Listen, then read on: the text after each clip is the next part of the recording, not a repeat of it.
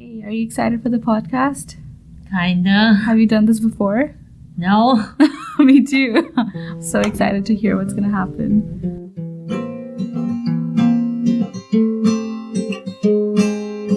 Hello, I'm Alexander Magnussen. I am the host of Accessible Democracy, and this is a podcast about accessible voting. I am a strategic initiative advisor at CLBC, and I am a self-advocate as well. And I have Vicki Wang with me. Hello. Oh, hi, my name is Vicki Wang. Vicki, why are you here today?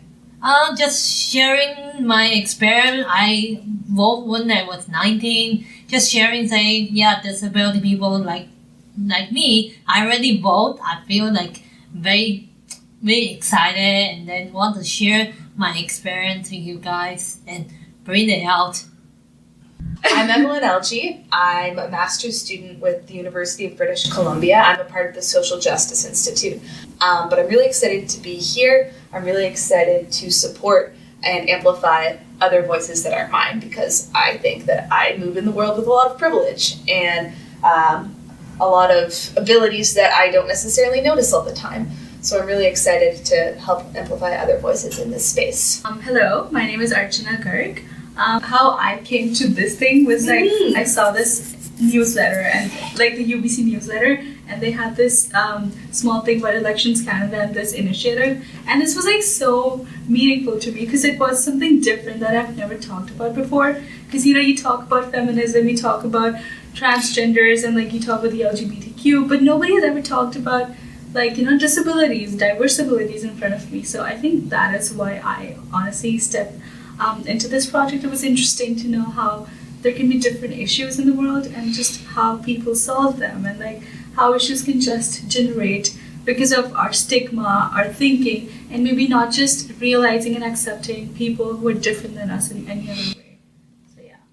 I think why I'm here is because a long history in my life is that I didn't think that people could vote with disabilities. I didn't think I could vote, and I was very surprised to know that I could vote, and very surprised to know that I should vote. It's a responsibility. But to be a part of this project and to open other people's eyes with or without disabilities, that people with disabilities should and will vote. Okay, so what are we doing here?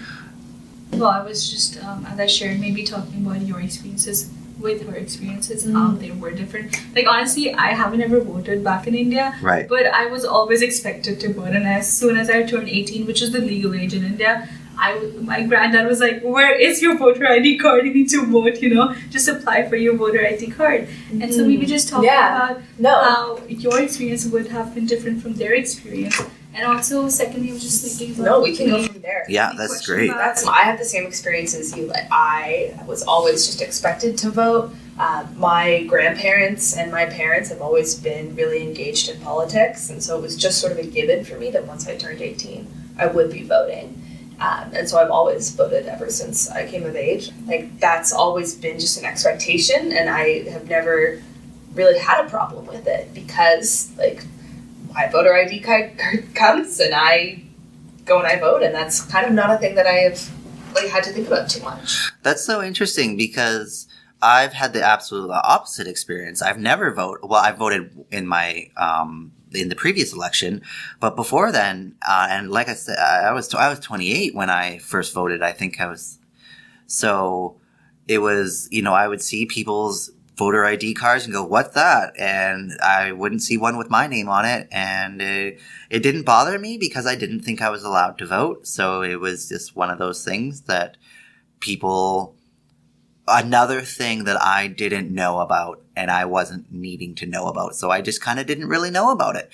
Why did you think you weren't allowed to vote? Because I have autism, and I thought that people with disabilities couldn't vote, or we weren't allowed to vote for some reason.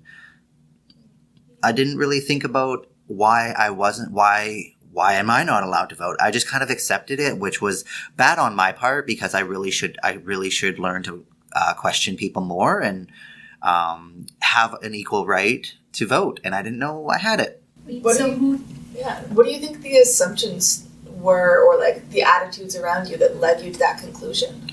I think for me, it was, I think people thought that I could be easily swayed.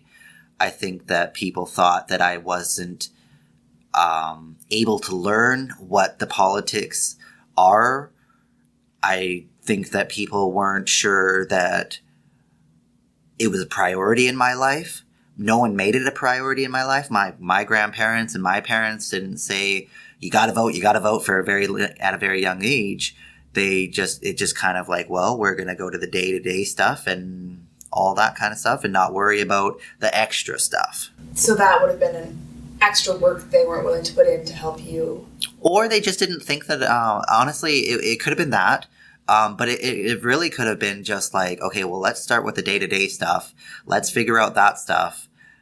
And then we'll figure out if it comes. And it never really came. So it wasn't a priority, I guess. Right. So there might be extra challenges for caretakers. Right. Caretakers, parents of, okay, well, we need to get this person dressed and fed. We need to have them have a great life. Let's teach them how to use a bus. Let's teach them how to drive. Let's teach them how to, often the case is not teaching them how to drive. It's how to take a bus, which is not a bad thing. It's, independence is independence, whatever that looks like. But voting, and people take voting very seriously, and they take it sometimes really serious, almost too far serious. So to add people with disabilities that might sway a vote could be quite threatening to people. So I think that people go, well, they might be like, oh, well, we don't want to give anyone a second vote because, if I tell them to vote this way, then it's mine and that person's vote. And then also, will they make an informed decision to vote for themselves? Because it's a trust issue. I think people don't trust that people with disabilities know how to do it, quote unquote, right. But honestly, I didn't know how it worked. I was very nervous to do it the first time. I stood in line and it was nerve-wracking to see because it was very official to me where, you don't sway anyone's vote. You vote like you can. Like I had, for comfort level, I had a staff come behind with me, but they had to do like an oath of like, I will not sway his vote. And I thought that was very intimidating. But once it was done, it was like, okay, I voted. And I was very proud to vote for the first time. Were there any other barriers that you faced going to vote? Like, was there anything about specifically your experience as an autistic person that made voting challenging? Yeah, absolutely. It was very crowded, so it was very loud. It was very rules and regulations, and I didn't know all the rules and regulations, so that was very intimidating. And also with the big crowds, you had to wait in lineups, and I have a hard time waiting in lineups sometimes, especially if I'm already nervous. So it really, all of my senses were really magnified. Is there any advice that you would give to other autistic people? I would say, I have customized earplugs, so I definitely put my customized earplugs in. I would advise earplugs. I would advise maybe sunglasses because I was in a gymnasium and it was quite bright. So I don't know if I wore my sunglasses at that time, but I would absolutely recommend bringing them. I would recommend bringing somebody that you trust that also even votes in the same riding, because then they can show you how to do it in the sense of, we stand back here, we check a name, and then we leave. I know what was expected of me, and it's not some big interrogation. It's just check. Okay, you can leave. Yeah. I think honestly, like in some ways that's pretty similar to my experience of voting for the first time, because as an 18-year-old, like I didn't know anything about how democracy works. So like it's quite scary even for non-disabled people. I don't know how you put that. Typical people? Yeah. Yeah, usually typical. Even for, thank you. That's a good learning for me. Even for like typically able people, like being able to go to a big space like that with lots of official things and stuff everywhere that's like don't commit fraud. Like, it's Yeah, scary don't as an commit 18-year-old fraud. to go into that space Yeah. and be like, oh my God, what if I do something wrong? And Right. I can't imagine what that would be like with all those extra sensory experiences Yeah. happening and being overwhelming like that. So how was it for you, Vicki? Like, how was your? Because you voted when you were 19, which is like the youngest age you could vote in. Yeah. So How did that look for you? It was nerve-wracking the first time. When I first time got my voting card, I was shaking like crazy. I was like, oh my God, I'm voting. I was like, oh my God. And my mom go at me, and then my mom line up with me and say, you just voted, and then don't worry. Say, you just be fine, just do it. I was like, okay. So when I done voting, I was like, phew, I finished. I'm done. it is so gratifying to do something that every Canadian is one entitled to do and one should do. It's like, yes, I'm a real Canadian. I can do it. And I took a silly photo with an I voted card and, and put it on Facebook and all that stuff. And it really it's yes, I took a silly photo, but it's a very serious thing. And I am now a real quote unquote Canadian. And it's awesome. It feels like you've been talking about how, gratifying that experience was, how good you felt after you voted. You felt like you were now Canadian. Yeah. So I just wanted to know, how did you learn that you could vote, since you said since childhood you were not expected to vote, or you thought you couldn't vote? So what was that turning point in your life when you thought you should go vote and you were allowed to vote? I had a close person in my life. We were talking about voting, and then I kind of like stopped listening, because when it comes to voting, I was just kind of like, oh, okay, well, that's not for me. She looked at me and she goes, so who are you voting for, and why are you voting, and when are you voting, and I'll take you to vote next week, so you better start practicing learning the candidates. And I was like, what, who, what? And then she's like, yeah, who are you, you're voting. And I'm like, no, I'm not. And she's like, well, why not? And I'm like, I don't know.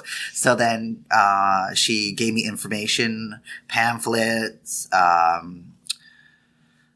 stuff to Google about the candidates and stuff. And so I got kind of shoved into it, but I'm really glad I did, because I researched all the candidates and I made a very informed decision on who I was voting for. And again, I was very proud to do it.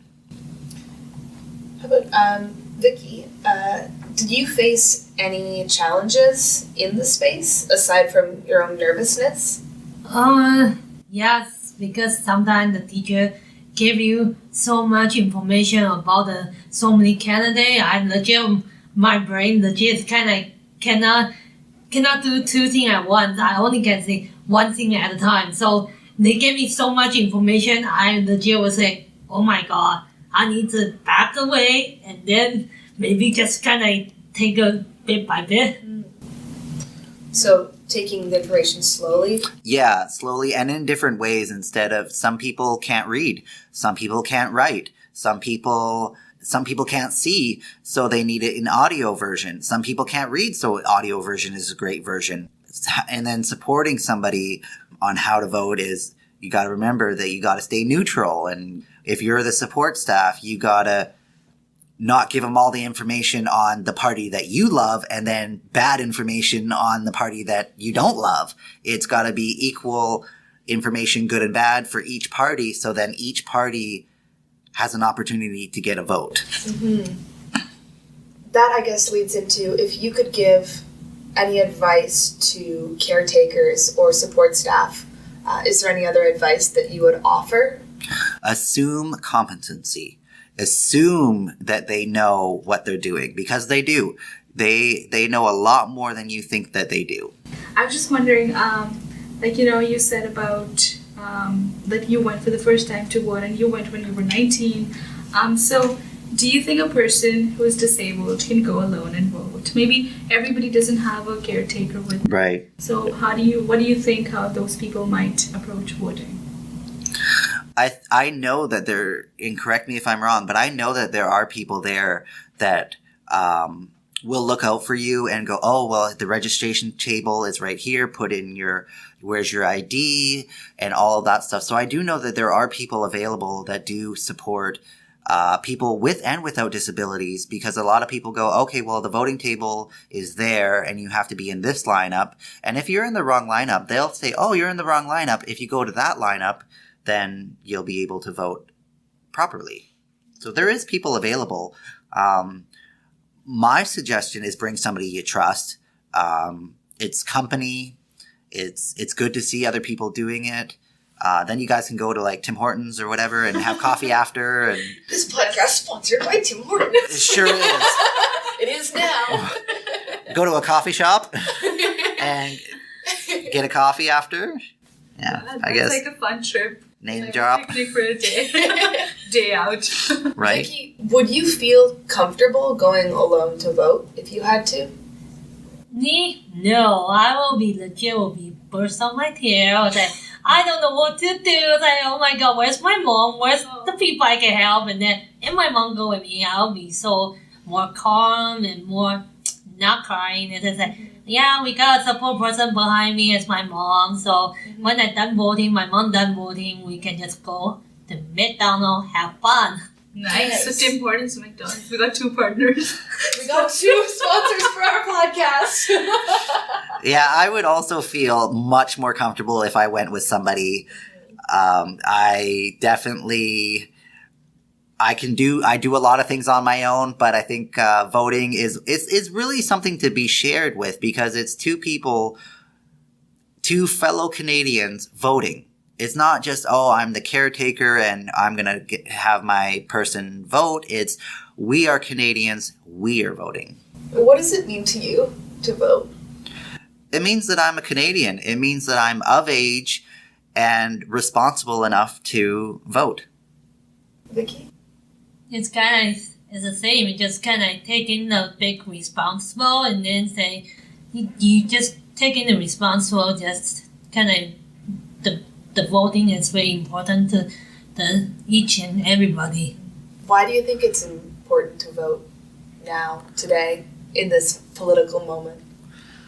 Because if you voted, the one is yours. If you don't vote it, then kind of people will say, oh, we lose one people. Yeah, exactly. It's every vote counts. Everyone's affected by the votes every day. So you might as well get your voice out there and be heard. And this is a way that people are heard and can make real change. Right, and I believe as the elections are approaching now, October 21st, am I right? Yeah, so elections are approaching. So how are you guys preparing yourself to go vote since you haven't voted yet? I'm going to look online. I tend to Google my stuff. I did with the accessible all candidates meeting that really gave me a lot of great information on who to vote for. Vicki, where do you do your research about the candidates? I just kind of my teacher, my doctor teacher, very passionate about voting. So she every single day from lesson 7 to 10, she all talk about voting every single day, Monday to Thursday. I was like, okay, so I know now which party I will be definitely going for. Cool. Yeah. Are you registered to vote right now? Like you guys both are? I am Yeah. registered. Yeah. Even if you haven't registered before going to the elections day, you can still vote. You just have to bring your own ID to the polling station and maybe just seek help. But you're welcome to vote even if you're not registered beforehand. What, if any, challenges did you face while voting or even preparing to vote? A lot of the time, my mom just tell me, say, you need to vote for these people, you need to vote for that people. And the teacher tell me to say, you need to vote for the other people. I'm so confused. I was like, what is going on right now? Yeah, that's quite common for people with disabilities, and for that people without disabilities will try and sway one way or another way because they're passionate about that. It's very important to do your own research and make a decision based on what you're comfortable with. Vicki, did your teacher or maybe your peers, your classmates, or your friends, did they ever discriminate or maybe tell you that you couldn't vote or were surprised that you also voted? My classmates always say, I tell them, I already voted once when 19 years old. He say, what? You voted already? I was like, yeah. I was like, no way. I was like, yes way. Yeah, tell us a bit more about that.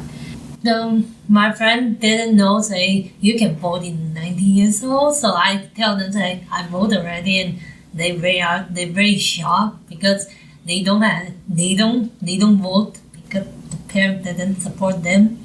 What do you think the challenges for other people face with voting? Maybe very scared because my friend didn't vote because she is kind of transgender. So she every time she go into the voting station, she feel very uncomfortable because the outside people will stare and say, what, transgender people going to vote? I was like, oh, okay. Does your friend face challenge with her ID card showing the correct gender to be able to vote? Yes. My friend always bring the card to the girl, and the girl's like, are you a girl or guy? And then my friend just like, and then the worker comes and she is transgender. Like, oh, I'm so sorry. I was like, okay. Right. That's a really interesting point that, and it's not disability related, but it's different identity related, which has the paradox of being different and being judged for who you are. I never thought about it like that. I wouldn't think that gender had anything to do with voting, but I guess when you go to the polls, you gotta show your ID, and your ID has to be right, and whatever right is might not say it on the card. So that's really interesting.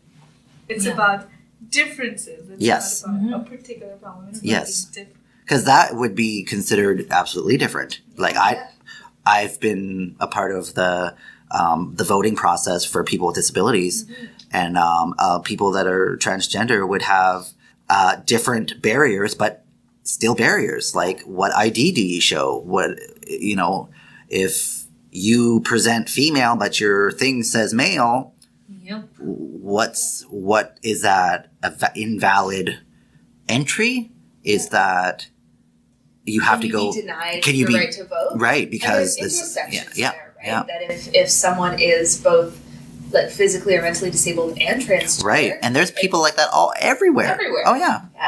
Like what is that person going to do? Right. If they've gotten past all these other barriers to make it to the poll, and then they get denied their right to vote at the poll, these issues don't stand alone. They're not single issues. Yeah, well, in the 60s, or when did women have the right to vote? We're not a panel of experts No. here, are we? I like how we're We're like, I don't know. Yeah. People are going to be like, it's blah, blah, blah, and they yell at the answer. People are going to be tweeting at us. Yeah, like, you guys don't know when women got enfranchised? You're running a voting book. Yeah. What's wrong with you guys? Yeah, let's that question. Edit that out. We don't want, we don't want them to think that we're completely incompetent. I would do that. Uh-oh. Oh man. There should be like a blooper. This would be so fun. on YouTube, and this goes on Spotify. Oh yeah. Everywhere viral. I feel like we've gotten a lot of really good places. I think so anything too. We want to leave off on, like anything. Well, I think that me saying you should vote one more time is like beating a dead horse. So I should not say that anymore. Yeah, probably there are just 2 eligibility criteria to vote. You should be Canadian and you should be 19. I think you can be 18 in some provinces. I don't think In Alberta. federal election it's not 19. I'm sure it's 18. In BC it's 19. Oh, is it? Wow. I mean the legal age is 19. The legal age is 19, yeah. Interesting. Age majority in Ontario is 18. 18? Yeah. So just rephrase it and be like, you need to be Canadian and you need to be a legal adult. Yeah. Yes. Yeah. And then you can vote. So I guess I'm going to just close off by reading into the mic.